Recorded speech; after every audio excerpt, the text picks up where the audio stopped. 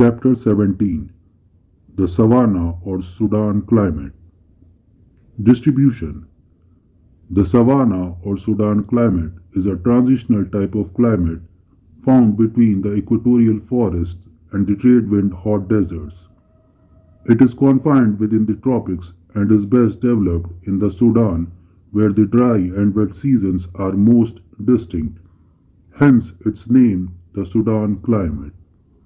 The belt includes West African Sudan and then curves southwards into East Africa and Southern Africa north of the Tropic of Capricorn. In South America, there are two distinct regions of savanna, north and south of the equator, namely the Llanos of the Orinoco Basin and the Campos of Brazilian highlands.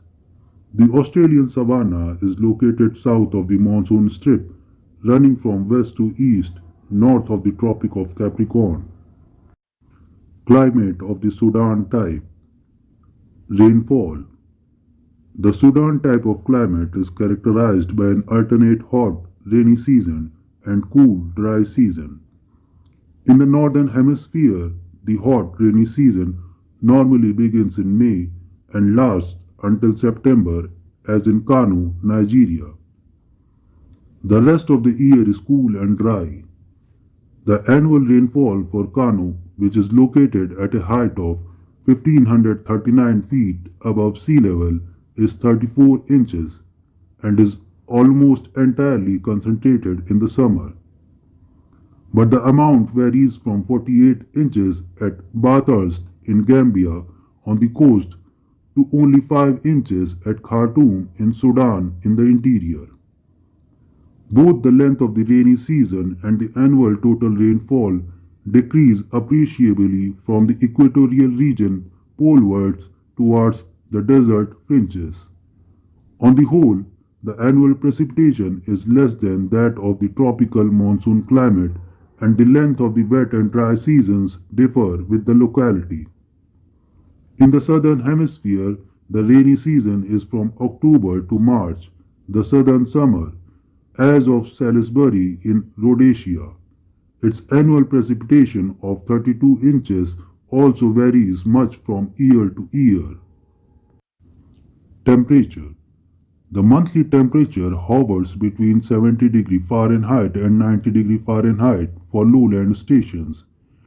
An annual temperature range of 20°F is typical, but the range increases as one moves further away from the equator. It is, however, interesting to note that the highest temperatures do not coincide with the period of the highest sun, example June in the northern hemisphere, but occur just before the onset of rainy season, that is, April in Kano and October in Salisbury.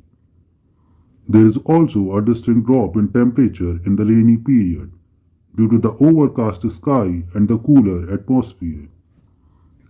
Days are hot, and during the hot season, noon temperatures of over 100°F are quite frequent. When the night falls, the clear sky, which promotes intense heating during the day, also causes rapid radiation in the night. Temperatures drop to well below 50°F, and night frosts are not uncommon at this time of the year. This extreme diurnal range of temperature is another characteristic feature of the Sudan type of climate. Winds. The prevailing winds of the region are the trade winds, which bring rain to the coastal districts. They are strongest in the summer, but are relatively dry by the time they reach the continental interiors or the western coasts of the continent, so that grass and scattered short trees predominate. In West Africa, the northeast trades, in fact, blow offshore from the Sahara Desert and reach the Guinea coast as a dry, dust-laden wind called locally the harmattan, meaning the doctor.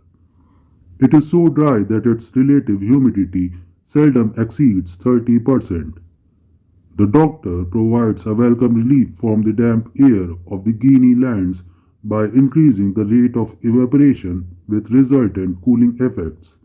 But it is such a dry, dusty wind that besides ruining the crops, it also stirs up a thick, dusty haze and impedes inland river navigation.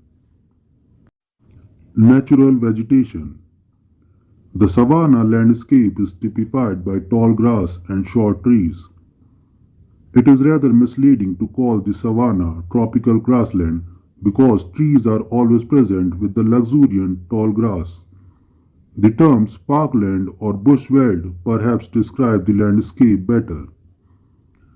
Trees grow best towards the equatorial humid latitudes or along river banks but decrease in height and density away from the equator. They occur in clumps or as scattered individuals. The trees are deciduous, shedding their leaves in the cool, dry season to prevent excessive loss of water through transpiration. Example: acacias. Others have broad trunks with water-storing devices to survive through the prolonged drought, such as baobabs and water trees. Trees are mostly hard, garnered and thorny, and may exude gum like gum arabic. Many trees are umbrella-shaped, exposing only a narrow edge to the strong winds. Palms which cannot withstand the drought are confined to the wettest areas or along rivers. Vegetative luxuriance reaches its peak in the rainy season when trees renew their foliage and flower. In true savanna lands, the grass is tall and coarse, growing 6 to 12 feet high. The elephant grass may attain a height of even 15 feet. The grass tends to grow in compact tufts and has long roots which reach down in search of water. It appears greenish and well nourished in the rainy season but turns yellow and dies down in the dry season that follows. The grass lies dormant throughout the long, rainless period and springs up again in the next rainy season. In between the tall grass are scattered short trees and low bushes. As the rainfall diminishes towards the desert, the savanna merges into thorny scrub. In Australia, this scrubland is particularly well represented by a number of species: mallee, mulga, spinifex, grass, and other bushes. Animal life of the savanna. The savanna, particularly in Africa, is the home of wild animals. It is known as the big game country, and thousands of animals are trapped or killed each year by people from all over the world. Some of the animals are tracked down for their skins, horns, tusks, bone, or hair. Others are captured alive and sent out of Africa as zoo animals, laboratory specimens, or pets. There is such a wealth of animal life in Africa that many of the animal films that we see at the cinema are actually taken in the savanna.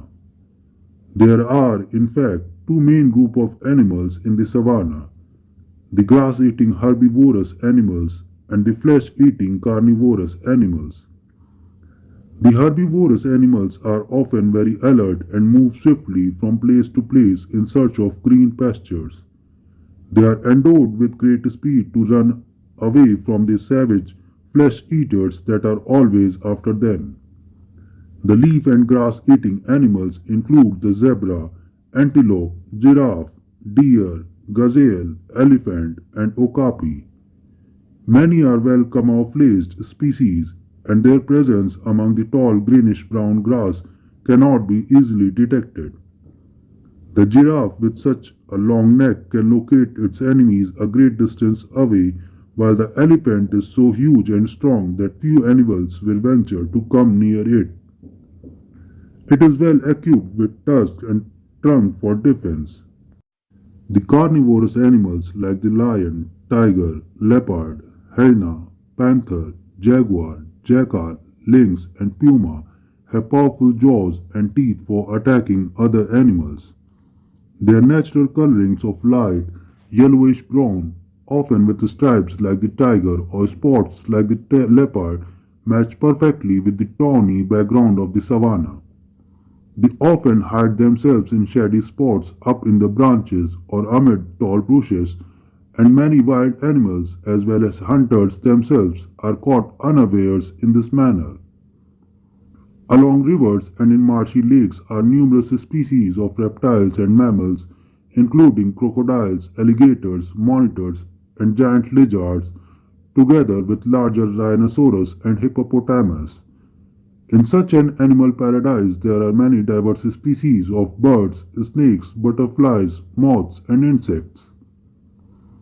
In many parts of East and South Africa, national parks have been set up which control the killing of animals.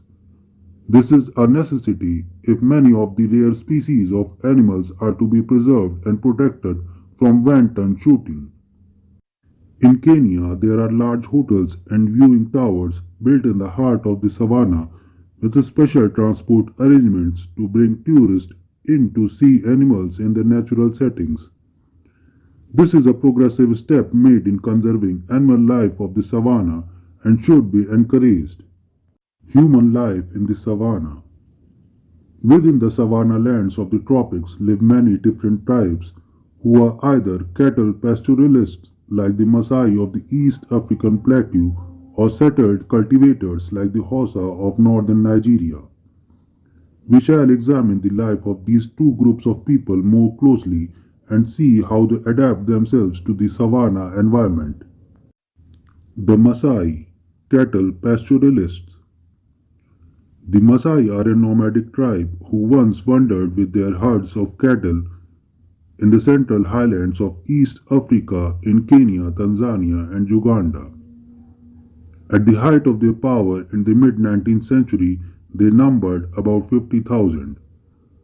But today, after centuries tribal clashes, epidemics, and natural deaths, their numbers have been greatly reduced.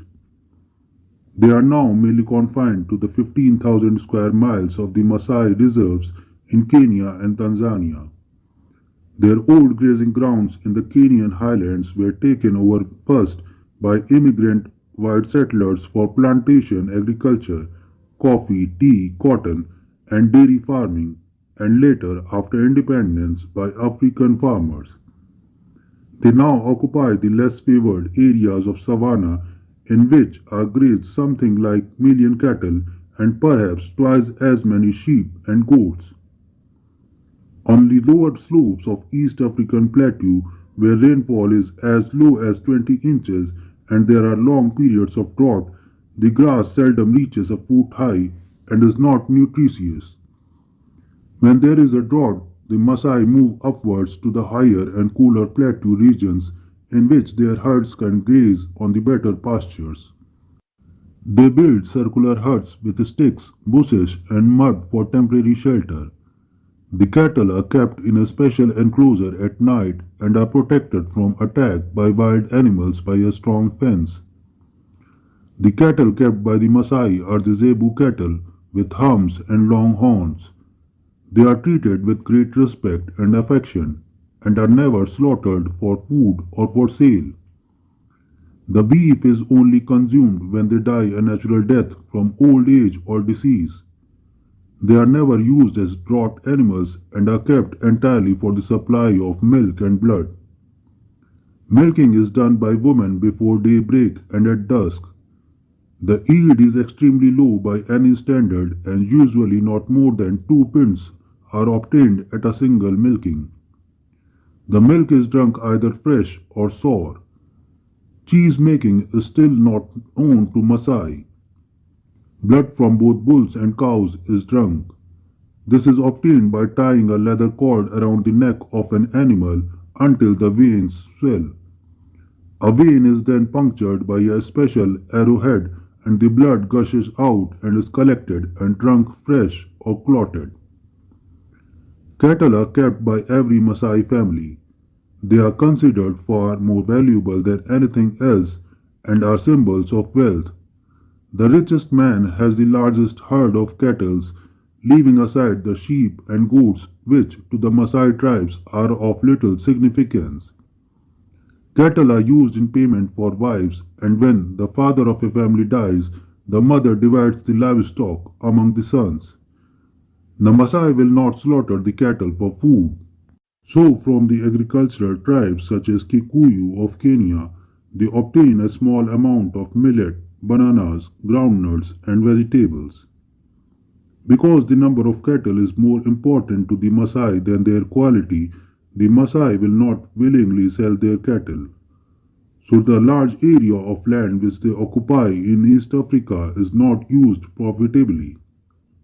Great efforts are being made to get the Maasai to care for their animals properly and raise them for sale, keeping only as many animals as the pasture can support. Many Maasai are responding to modern techniques, but the majority stubbornly continue in their old ways. Among most of the other African tribes, pastoralism exists side by side with agriculture. The Hausa, settled cultivators. The Hausa are a tribe of settled cultivators who inhabit the savanna lands of the Bauchi Plateau of northern Nigeria. The number almost 6 million and have been organized in settled agricultural communities for hundreds of years. They are more advanced in their civilization and ways of life than many of the other African Negroes. The Hausa live in towns or villages. The ancient Hausa city of Kano, with a population of 135,000, has long been a focus of roots and trade. They do not practice shifting cultivation as many tribes do. Instead, they clear a piece of land and use it for several years, growing a wide range of crops like maize, millet, guinea corn, groundnuts, bananas, and beans. Some Hausa also cultivate non-food crops, example cotton and tobacco. When the fertility of the plot declines, they plant a new field and allow the old one to lie fallow. This enables natural forces to act on it until fertility is restored. New crops are then sown in the old plot again and the harvests are good. In this manner, Hausa rotate their crops between different fields at different parts of the year, which is a technique employed in advanced agricultural societies. Besides cultivation, the Hausa also make use of domesticated animals. Herds of cattle and goats are kept for both milk and meat, but they are only subsidiary to crop cultivation. Though they do not contribute much to the income of the Hausa because of their small numbers, their manure is used to fertilize the fields. Poultry are raised by villagers and both eggs and chicken are consumed.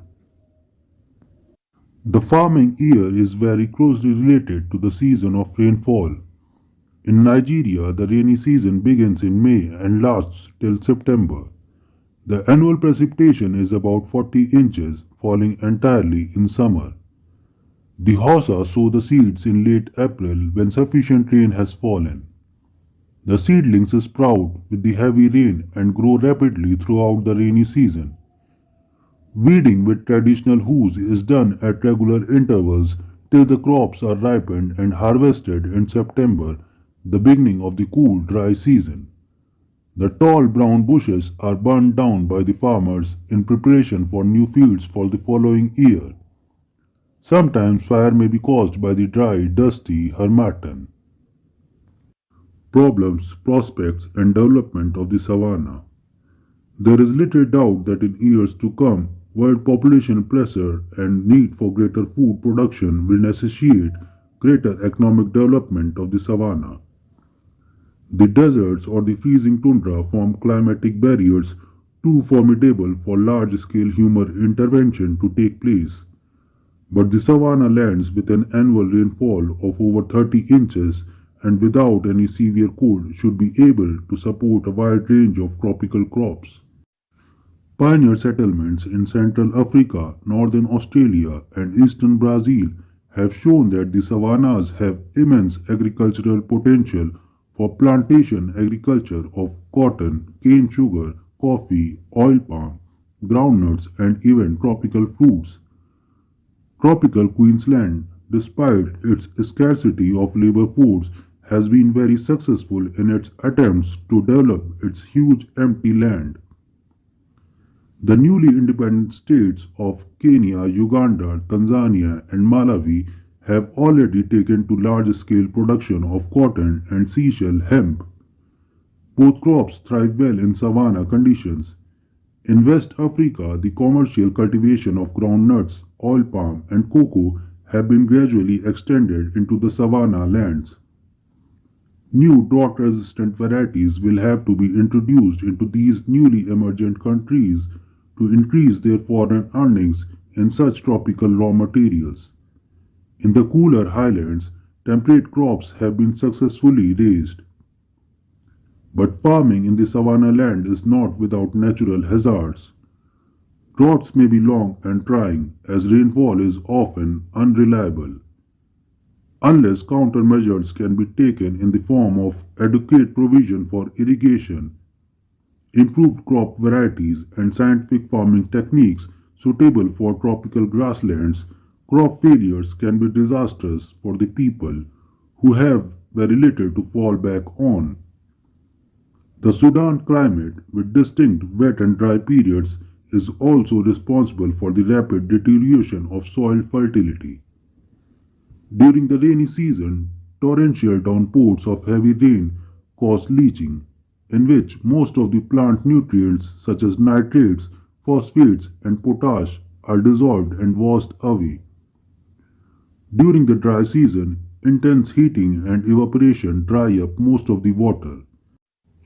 Many savanna areas therefore have poor lateritic soils which are incapable of supporting good crops.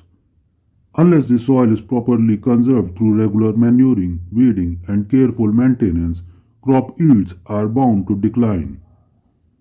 The savanna is said to be the natural cattle country, and many of the native people are in fact herdsmen or pastoralists. Cattle are kept in large numbers and fed on the tall grass or the bushes. They provide the people with milk, blood, and meat. Unfortunately, the native zebu cattle are bony and yield little meat or milk. They often fall victim to tropical diseases, example, the nagana or sleeping sickness carried by the tsetse fly in Africa. The export of either beef or milk from tropical grasslands is so far not important. It seems necessary to introduce temperate cattle such as English Shorthorn, Friesian, or Jersey to cross with the tropical zebu if cattle rearing is to be successful in the savanna. In fact, a start has already been made in tropical Queensland, which has become Australia's largest cattle producing state. Both meat and milk are exported. In other regions such as Campos and Llanos of South America, though cattle ranching has been carried out for centuries, little progress has been made so far. The quality of the grass needs to be improved and a better network of communications is essential. Above all, cattle breeding and disease control must be carried out on a scientific basis. In the African savanna, the attitude of such native herdsmen as the Maasai, who treat cattle as prestige animals, not for slaughtering, will pose many difficulties towards the commercialization of the cattle industry. But as an agricultural region, the savanna holds great promise for the future.